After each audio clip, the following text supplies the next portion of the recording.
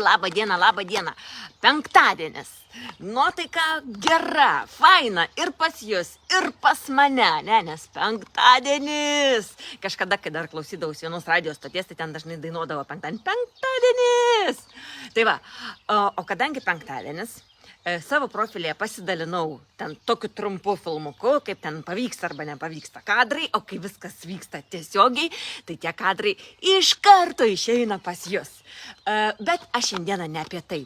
Šiandieną aš noriu jūsų paklausti, kaip jūs galvojate, vat prasidėjo pavasaris, atšilo oras, ar ne, ir taip toliau, kaip jūs galvojate, kokios prekės šią savaitę lipa ant pjedestalo? Kokie produktai yra karūnuojami šią savaitę, nes jų buvo parduota daugiausiai, nes jūs juos įsigijote ir nuo antradienio, nuo trečiadienio, nuo ketvirtadienio jaučiatės arba geriau, arba galbūt galite dirbti lengviau, ar ne, arba galbūt atrodyti gražiau ir taip toliau. Taigi, aš pasėmiau 3 pačius pačiausius šią savaitę, kurių pardaviau daugiausiai, ar ne? Tai pamėginkite jūs komentare parašyti, kurie iš tų 3 produktų buvo, kuris iš tų 3 produktų, va, jau tą dalyką galėčiau dėti į tos kadrus, kur nepasiseka nufilmuoti iš karto. Bet sakiau, yra tiesioginė transliacija ir visas nesėkmės ir visas sėkmės jūs iškart matot.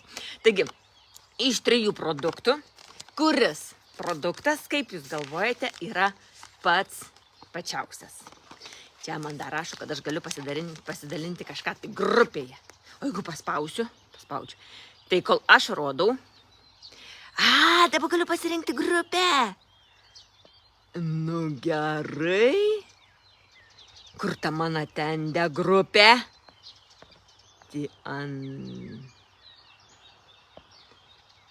Tiende.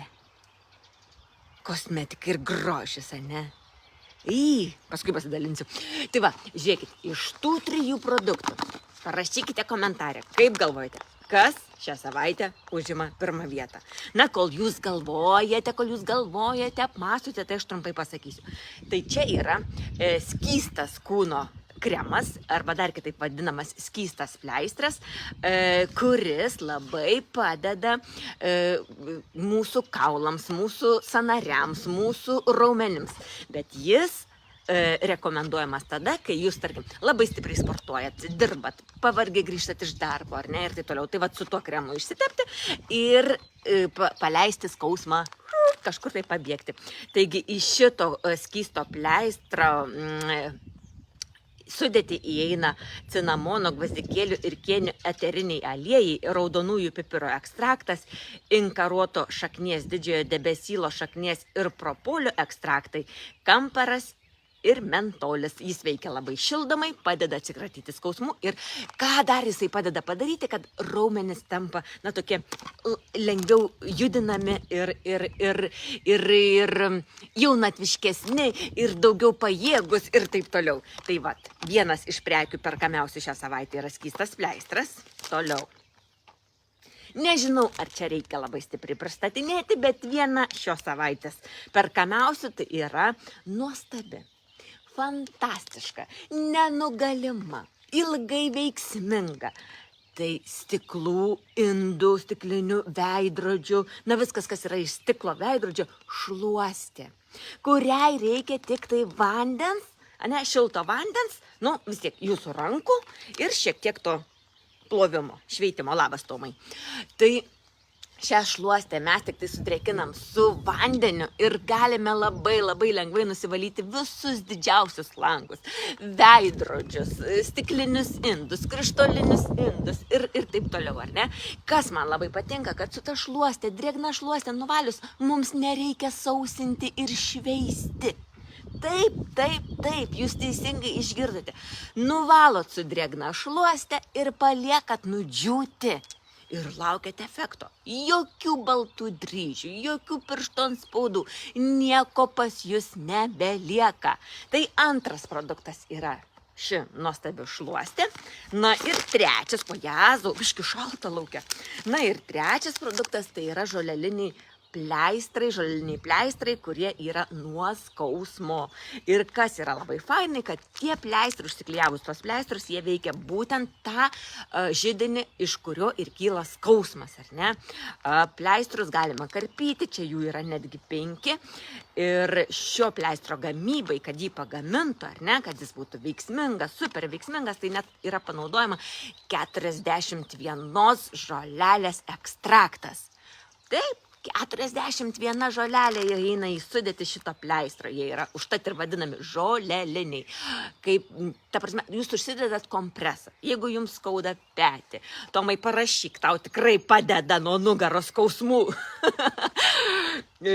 Tai skauda petį, skauda nugarą, skauda koją, ar ne, pareinat iš daržo ir iš kažkur, ten kažkoks skausmas kamuoja, o gal ir ne, gal pertraukia vėjas, ar ne, ir menti būna, kad taip pasukia ir skauda, ar ne, tai irgi klijuojam. Aš klijuoju, kai man skauda galva, visur apsiklijuoju, man padeda. Esu klijavus, kai man skaudėjo skrandį, tiesiog į tą vietą, kur yra skrandis, užsiklijuoju ir man nuima skausmą.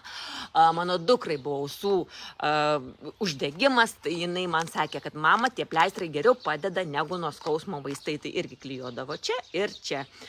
Tai stebuklingi vaistai. Na, jūs jau pagalvojot, aš jums pasakiau, kas tokios 3 labai geros, fantastiškos prekės. Buvo vienos perkamiausių šią savaitę, bet kas iš to trejetukų yra topas ir kam dedam šią savaitę? Karūną?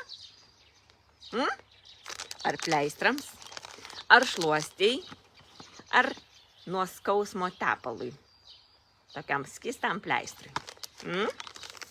Tadam, tadam, tadam, tadam, tadam.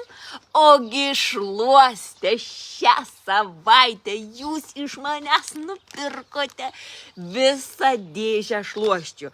Galbūt jums skamba, visą dėžę. Taip, ten buvo 20 tų šluosčių ir dar turėjau prasidarius. Tai va, dabar užsakiau pas Ramonę, parvežinai man dar taip, kad neišsigaskite, jūs galėsite pirkti ir toliau.